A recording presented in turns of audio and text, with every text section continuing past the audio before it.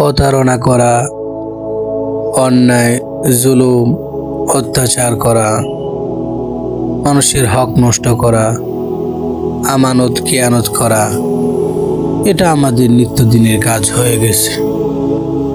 মানুষের সামনে কথায় কথায় মিথ্যা বলা, মানুষকে ধোঁকা দেওয়া, মানুষের সাথে খারাপ ব্যবহার করা, এটা আমাদের প্রতিদিনের কাজ হয়ে গেছে। তবে সেই দিনটার কথা কেউ লক্ষ্য করে না, কেউ স্মরণ করে না। হাসরের মাঠ বলতে একটা জিনিস আছে, যেখানে আমাদের প্রত্যেকেরই উপস্থিত হতে হবে এবং প্রত্যেকের কৃতকর্মের হিসাব দিতে হবে। এই কথা কেউ স্মরণ করে না, গাফেল হয়ে গেছে।